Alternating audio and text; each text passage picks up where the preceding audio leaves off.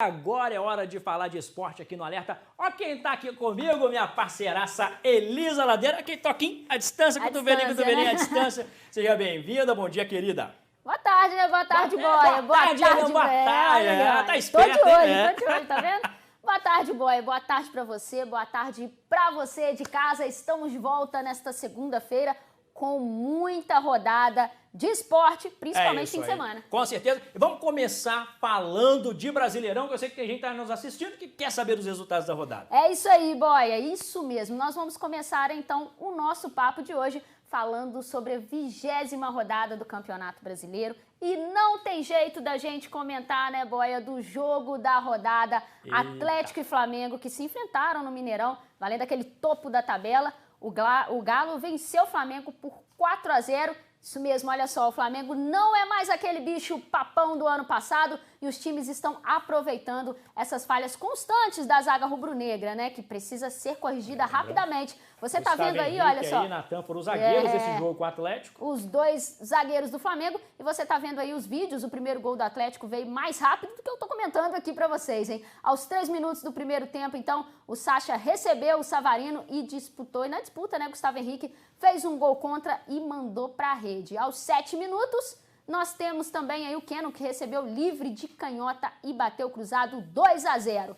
Agora, olha só, na volta do segundo tempo, o Atlético continuou a goleada. Esse aí é o segundo gol ainda. Continua vendo aí. A gente tá no segundo gol ainda. Segundo gol, cruzado do Keno. É isso aí, olha. Você confere na imagem, então, esse segundo gol do Keno, que recebeu do Sacha. Mais uma vez, comemorando, né? Claro, dentro de casa, no Mineirão. Golaço, dentro de casa. É isso aí, logo após, então, na seguida, voltando da segunda etapa, continua a goleada. Segundo tempo, o Sacha aproveitou o cruzamento do Arana e mandou de peixinho, viu que bonito? Ó, golaço ali. Viu aí? De peixinho, o Sacha completou essa bola dentro do gol do Hugo, hein? E nesse lance, pra encerrar, nesse lance aí de ataque, subindo aí do Atlético Mineiro, o Savarino colocou o Zarajo na cara do goleiro Hugo, que não teve jeito, o argentino então fechou esse placar por 4-0. O interessante, né, Boia, é que todos esses 4 gols do Atlético sempre saindo das costas do defensor do Flamengo, como você disse, o Gustavo Henrique e o Natan, né? E o Galo estava em uma tarde técnica impecável, tudo que fez acertou, e esse foi então o jogo da rodada. Na tela, você vai acompanhar aqui então os nossos resultados. Nossa classificação, então a gente já coloca então a classificação para você. A gente tem Internacional em primeiro na ponta. Então vamos lá, voltando então, resultado só para você. Resultado na tela agora? Resultado na tela, dia 7, no sabadão a gente teve às 6 horas da noite, teve Atlético Paranaense vencendo o Fortaleza por 2-1, logo após Corinthians e o Atlético Goianiense, que foi um jogo muito interessante, porque o Otero perdeu as lentes do dente dele em campo. Eita, achou depois? O negócio é caro, não pode perder assim, não. Uma brincadeira em rede social, ele foi no dentista, colocou, tá tudo certo. E olha só, São Paulo e Goiás. O Palmeiras venceu o Vasco por 1-0, deixou o Vasco numa situação muito complicada que a gente fala daqui a pouquinho na classificação. No domingo, então, virando a chave, Internacional venceu, empatou com Curitiba 2-2. E a goleada, como eu disse, 4-0 do Atlético em cima do Flamengo. Bragantino empatando com o Santos. Nós tivemos muitos empates nessa rodada. E aí, fechando então, fechando não, né? 6h15 no domingo. O Bahia venceu o Botafogo por 1-0 com um pênalti que foi complicado de saber se foi ou não.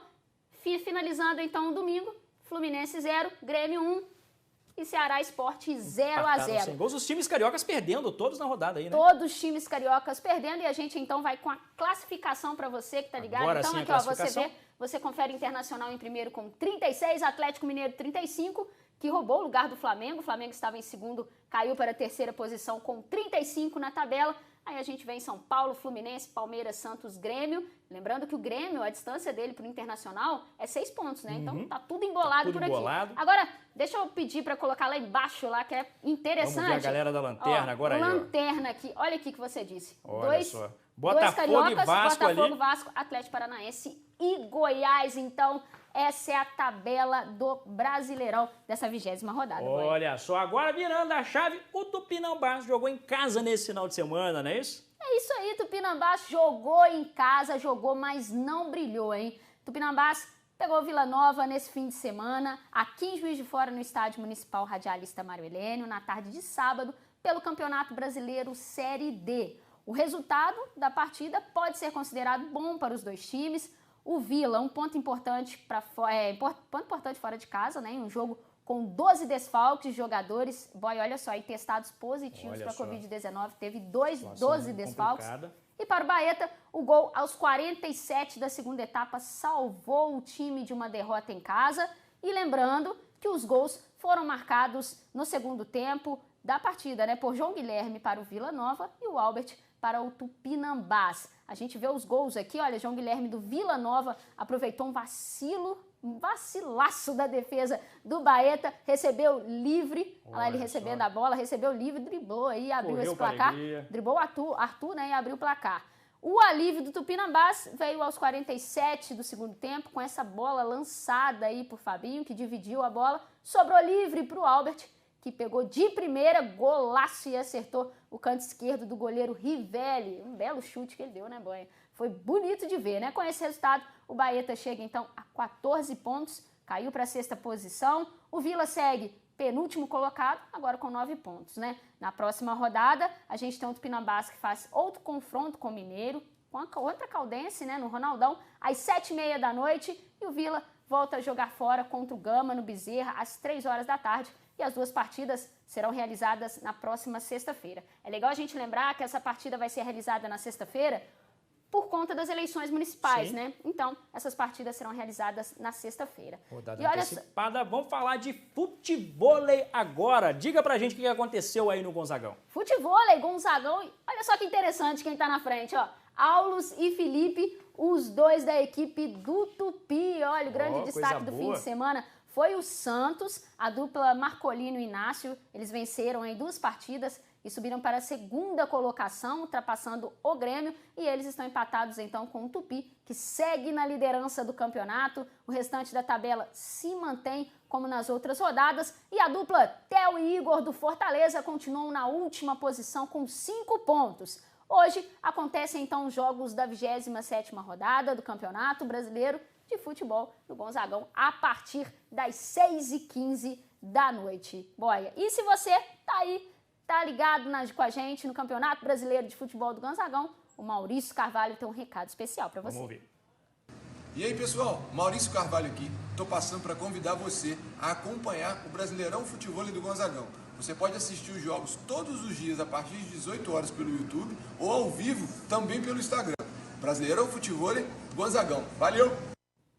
Tá aí, recado dado do Maurício. E na quarta-feira tem a disputa do All-Star Game do Gonzagão, que é como se fosse um jogo das estrelas, né? A transmissão e cobertura nas nossas redes sociais também. @TVAlterosa, Zona da Mata, você acompanha tudinho com a gente e também com o Gonzagão. E Elisa, e a Juiz Forana queria bater o recorde da natação, ela conseguiu? Coisa boa, né? Tanto conseguiu que ainda foi além do que precisava desse recorde. A Mayra Santos bateu o recorde de nado contínuo em uma piscina que simula a corrente marítima com motor. Ela nadou por 30 horas e 7 minutos. E aí, com isso, ela bateu o recorde feminino e também o masculino na modalidade. O desafio foi realizado em Portugal e transmitido em tempo real pela internet. E parabéns pra Mayra, Olha aí, né? que coisa boa. A gente tá vendo a hora ali que ela quebra esse recorde. Mas Juiz Forana quebrando um recorde mundial nos naipes masculino e feminino. E Elisa Ladeira, uma mulher, exatamente. É isso mesmo.